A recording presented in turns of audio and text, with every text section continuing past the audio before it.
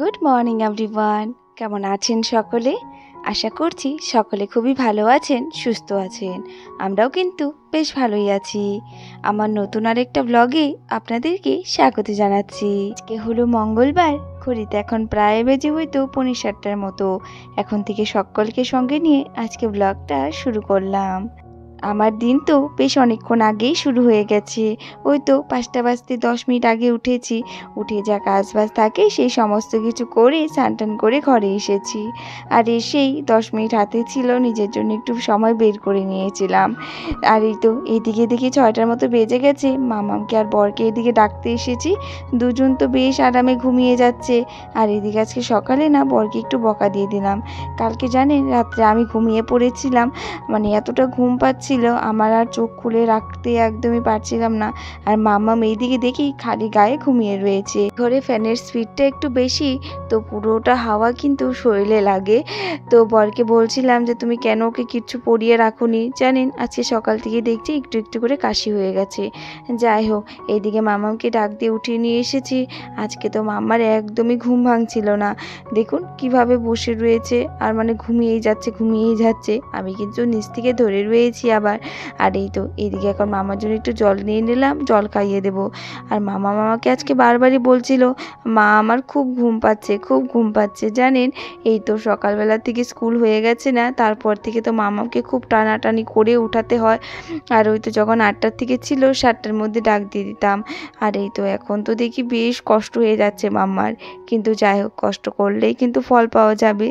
কষ্ট তো করতেই হবে, কারণ এই তো এখন শুরু হয়ে গেছে মামারও কষ্ট, আর আমার তো একটু সহযোগিতা করতেই হবে মামার সাথে। যাই হোক, এইদিকে উঠিয়ে ওকে জলটা খাইয়ে দিলাম, খাইয়ে এইদিকে আজকে ব্রাশ ধরিয়ে দিলাম হাতে। তো ব্রাশ বলছে করবে না, তো কালকে রাত্রেও ব্রাশ করে শোয়নি, তো সকালবেলায় তো এখন আমি করে দিচ্ছি। আর আজকে না হালকা হালকা করে দেখুন বৃষ্টি পড়ছে, আর হাওয়াও দিচ্ছে বেশ ভালো।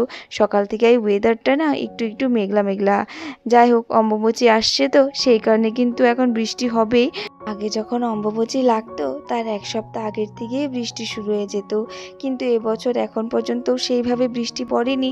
ওই তো মেঘলা করে থাকে আর হালকা হালকা করে বৃষ্টি পড়ে কখনো কখনো। মাম্মার ব্রাশ করা হয়ে গেছে, তো বালতিতে এইদিকে জল এনে রেখেছিলাম। আজকে আর কলপারে যায়নি। মাম্মামকে এদিকে মুখটা ভালো করে ধুয়ে দিলাম, আর ওকে ঘরে বসিয়ে রেখে এদিকে মাম্মার টিফিন রেডি করার জন্য চলে এসেছি রান্নাঘরে। সকালবেলার ভাতটাও হয়ে গেছে, একটু পরে খাওয়াবো ভাত। আগে ভাবলাম টিফিনটা রেডি করে নিই। কয়েকদিন থেকে তো রুটিই দিচ্ছি, আজকে ভাবলাম একটু সুজি করে দিই। রোজ দিন তো রুটিই দিই, তো সেই কারণে ভাবলাম আজকে একটু অন্যরকম দিই, মুখের টেস্টটা একটু আলাদা করে দিই। তো আজকে সেই কারণে সুজি বানিয়ে দিয়েছিলাম একদম সিম্পল করে।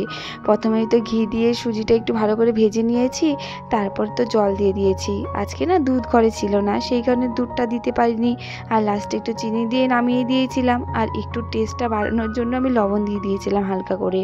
আর এইদিকে দেখুন মামামও চলে এসেছে, বলছে দেখি তো মা তুমি কি করছো। ওকে কিন্তু বলা যায়নি যে আমি কি করছি না করছি। যদি আমি ওকে বলে দিই যে তোমার জন্য স্কুলের টিফিন করছি, সে তো আবারও কান্নাকাটি শুরু করবে। তো আমি বললাম এমনি সুজি করছি। বলে স্কুলের জন্য? বললাম না স্কুলের জন্য না। এই বলে এই তো কোলে নিয়ে আর কি গল্প করে করে ঘুমটাও ভেঙে গেছিলো। আর এই তো সুজিটাও রান্না সুজিটা বানিয়ে আমি মামাকে খাইয়ে দিয়েছিলাম। খাইয়ে এই তো টিফিনটা প্যাকিং করে চলে আসলাম ঘরে। আর ওইদিকে মামামও ফ্রেশ হয়ে গেছে। আর এই তো দেখুন কান্নাকাটি শুরু হয়ে গেছে। ড্রেস পরাতে নিয়েছি, মামার কান্নাকাটি দেখুন কি তারে শুরু হয়েছে। আবার একটু পরেই যখন গেটের বাইরে বেরোবে না, তখন আবার কান্নাকাটি চলে যাবে। এখন হয়তো একটু বলতে হয় যে মামাম তুমি তো জানো স্কুলে যেতেই হবে, তাও একটু কান্না করে আর কি করব বলুন তো। বাচ্চা তো, মা ছেড়ে যেতে ইচ্ছে করে না ওরও। যাই হোক, এইদিকে মামাকে রেডি করিয়ে দিলাম, আর আমিও খুব তাড়াহুড়ো করে রেডি হলাম। জানেন এই 7টার মধ্যে দেওয়ার পর থেকে যেন আমাদের একটু হলেও লেট হচ্ছে। যত সকাল উঠে যায়, হয়তো বর আবার উঠতে দেরি করে, কখনো তো ওই 6:30 বাজিয়ে দেয়। আর ওই তো আধা ঘন্টার মধ্যে স্নান করে ব্রাশ করে এসব করতে আর কি ওর হয় না। তো সেই কারণে কিন্তু একটু তাড়াহুড়ো করেই করছি। আর ওইদিকে বরমশাই প্রায় স্নান করে চলেই এসেছে, মামাও রেডি, এখন আমিও রেডি হব, তারপর মামাকে নিয়ে বেরিয়ে পড়বো। আর আজকে তো মঙ্গলবার, ভেবেছি আজকে আমরা একটু হনুমান মন্দিরে যাব। জানেন বেশ কয়েকদিন থেকে যখন মামামকে স্কুলে দিয়েছি তখন থেকেই এই মঙ্গলবার হলেই হনুমান মন্দিরে যাই। আর যেদিন যাই আপনাদের সঙ্গে তো শেয়ার করিয়ে, আর স্কুলের একদমই পাশাপাশি, সেই কারণে আরও যাওয়া হয়। আর আজকে আমার কাছে জবা ফুলটা ফুটেছে, এখনও ভালোভাবে ফুটেনি। এই জবা ফুলটা নিয়ে গেছিলাম আজকে হনুমান মন্দিরে দেওয়ার জন্য। ওইদিকে মাম্মামকে স্কুলে দিয়ে আমরা দেখুন মন্দিরে চলে এসেছি। আর এখন তো সকাল সকাল এসেছি না আজকে, সেই কারণে তেমন একটা ভিড় পাইনি। আর একটু পর থেকেই শুরু হবে ভিড়। তো ওইদিকে তাড়াতাড়ি করে পুজোটা দিই, আমরা আবার বাড়িতে চলে এসেছি। আর এসে আজকে একটু রান্না ছিল, মানে সবজি করব আজকে। মা সকালবেলায় সবজিটা মানে ভালো করে ধুয়ে একটু সেদ্ধ করে নিয়েছিল। আমি এইদিকে এখন এসে রান্নাটা বসিয়ে দিয়েছি। সবজিটা আজকে বেশ ভালো হয়েছিল। আর সকালে আমিও খেয়ে নিয়েছি তাড়াতাড়ি করে। খুব খিদে পেয়ে গেছিলো, যেহেতু আমি সকালে চা খাই না, এই কারণে কিন্তু খিদেটাও পেয়ে যায়। আর ওইদিকে বড়মশাইও খেয়ে দিয়ে চলে গেছে দোকানে। আর এদিকে আমিও খাওয়া দাওয়া করি, যেই সব বাসন ছিল সমস্ত কিছু ধুয়ে এইদিকে এখন ওই যে ঘরগুলো ভালো করে ঝেড়ে ঝুড়ে নেব। তো বিছানাগুলো এখন ঠিকঠাক করে নেব। আর আমি যখন স্কুলে যাই সকালবেলা, এখন আর ওই তো বিছানা উঠিয়ে গুছিয়ে গাছিয়ে রেখে যেতে পারি না। তো বাড়িতে এসে তারপরেই তো সব কিছু গুছিয়ে রাখি। এই রুমটাতে এখন মাসি থাকছে কয়েকদিন থেকে। আর এই রুমটা একটু এলোমেলো হয়ে রয়েছে। এই সাইডটা দেখুন, ও তো কতগুলো চালের বস্তা এই সাইডে রয়েছে। ওই তো কন্ট্রোলের থেকে যে চালগুলো দেয় সেই চালগুলোই আর কি এখানে রাখা হয়েছে। যাই হোক, ওই দিকের থেকে আমি কিন্তু চলে আসলাম আমার রুমে। এইদিকে এখন আমার এই রুমটা আর কি গুছিয়ে নেব। আমার রুম কেন বলছি, কারণ এই রুমেই তো এখন কয়েকদিন থেকে থাকা হচ্ছে, সেই কারণে আমার রুমই বললাম। মশাই উঠে ওই তো বিছানার মশারিগুলো খুলে রেখে দেয়। আমি তো দুটো খুলে দিই, আর ওইদিকে ও আরও দুটো খুলে মশারিটা সাইড করে রেখে দেয়। আর আমি তারপরে এসে ভালো করে বিছানাটা ঝেড়ে ঝুড়ে বালিশগুলো ঠিকঠাক করে রেখে দিই।